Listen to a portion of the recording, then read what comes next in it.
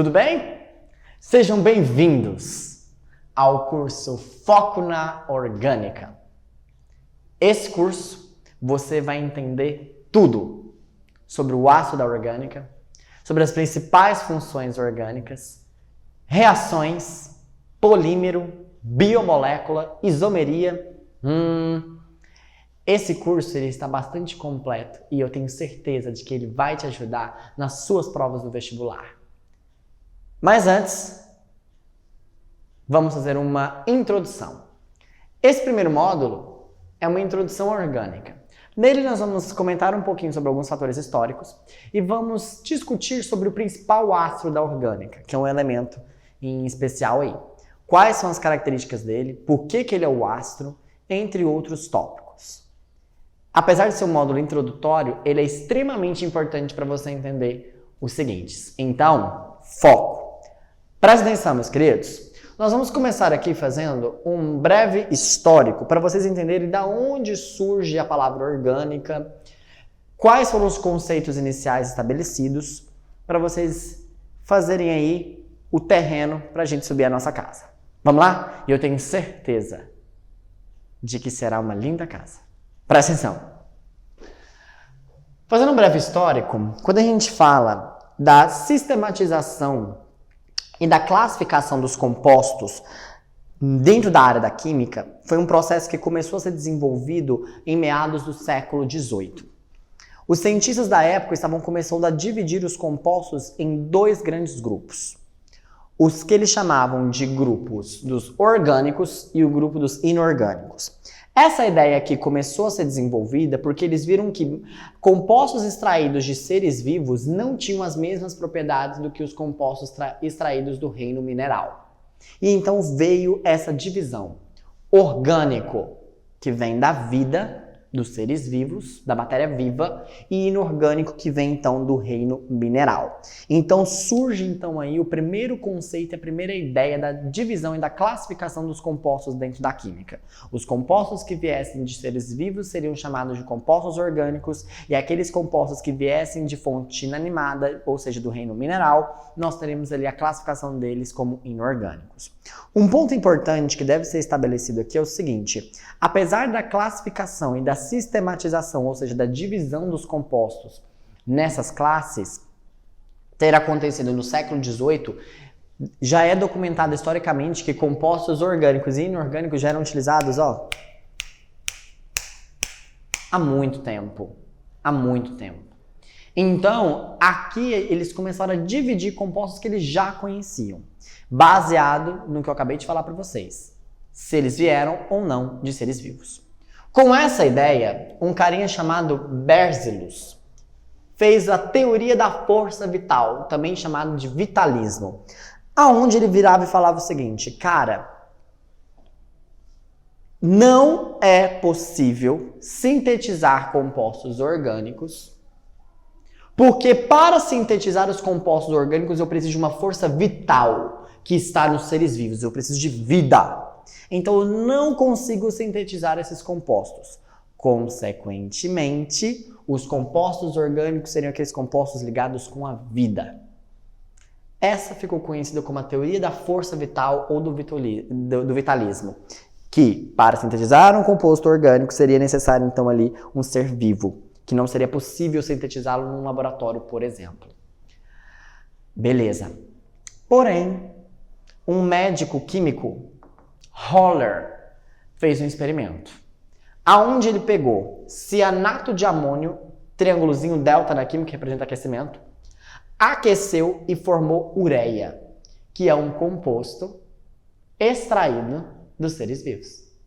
Peraí, ele a partir de um composto inorgânico, inanimado, sem vida, digamos assim, foi aquecido e ele produziu um composto que é encontrado nos seres vivos. Com isso aqui, a primeira síntese de um composto orgânico documentada, a partir de um composto inorgânico, fez com que a teoria do vitalismo caísse por água abaixo. E a divisão da química como sendo os compostos orgânicos, aqueles provenientes dos seres vivos, já não servia mais. Por quê? Porque eu já conseguia sintetizar eles a partir dos inorgânicos, por exemplo. Então, a ideia do vitalismo e a ideia de que compostos orgânicos são provenientes da vida caiu por terra abaixo. Só que essa ideia, ela prevalece ainda hoje na sociedade. Muita gente vira e fala assim, isso aí é um produto orgânico, viu? Isso aí é de qualidade. Gente, produto orgânico, tudo é orgânico, tudo tem o carbono, que já já a gente vai falar sobre ele. Então, virar e falar assim, isso aí é um produto orgânico, pode comer que é saudável. Sendo que o não saudável também é orgânico, ele também vai ter carbono. Então, existem resquícios de que, tipo assim, o orgânico vem da vida, ele é o saudável, ele é o mais limpo. Isso está errado. Esse conceito caiu por desuso. E qual que é o conceito que nós utilizamos? É o conceito do químico Kekulé. Kekulé falava pra gente o seguinte, que a química orgânica é o ramo da química que estuda os compostos de carbono. E aí, gente, eu deixei carbono destacado porque ele é o astro. Carbono é o astro. Aí você vira e fala assim, todo composto que tem carbono é orgânico? Não. CO2, HCN, são exemplos de compostos que têm carbono, mas não são classificados como orgânico porque não vão ter as propriedades que eu estou comentando aqui com vocês. Alguns autores gostam de chamar esses compostos de compostos de transição. Tá, João Victor, mas todo composto orgânico tem que ter carbono. Mas nem todo composto que tem carbono é orgânico. Então entenda essa diferença. Como que eu gosto de definir química orgânica para os meus alunos? Entenda que a química orgânica é uma área da química que vai estudar compostos que possuem carbono. Só que é importante que vocês entendam que nem todo composto que tem carbono é um composto orgânico. Então eu viro para os meus alunos e falo assim, química orgânica é a área da química que estuda os compostos formados por cadeias carbônicas. Que ali quando você tiver um aglomerado de cadeias carbônicas ali, você tem compostos geralmente orgânicos. Mas também existe, por exemplo, ali a grafite, onde você tem carbono, carbono, carbono, carbono, carbono, carbono, carbono, carbono, e ele é considerado um composto mineral. Então, essa definição ela é bem complexa.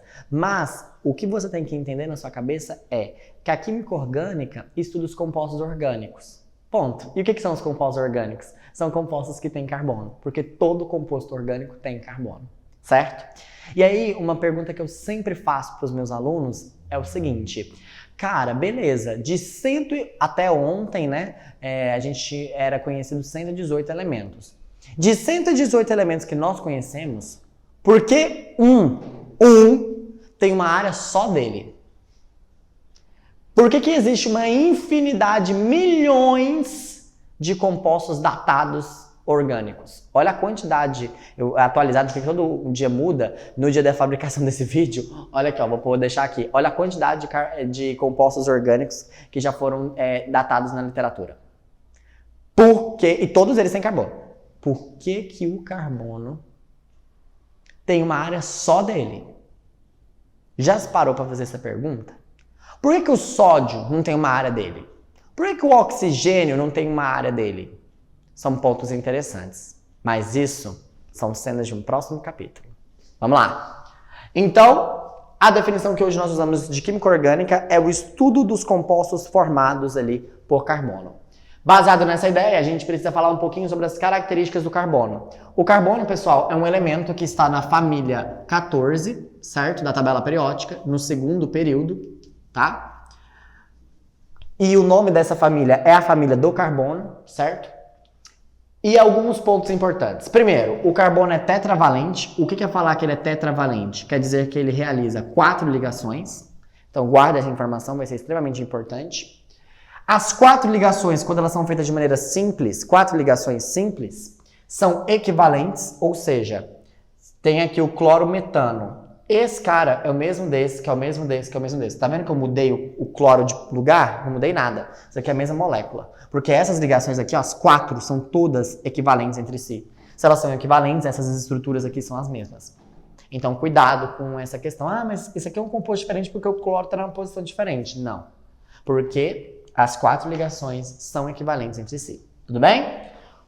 Um ponto que agora você já começa a entender um pouquinho. Por que o carbono é o astro? Porque o carbono pode formar cadeias. Diferentemente dos outros elementos, ele tem a propriedade de ligar com outro carbono e formar carbono-carbono, que pode ligar com o outro, e aí forma várias cadeias. Então, a possibilidade de se conectar com ele mesmo e formar cadeias gera variedade dos compostos.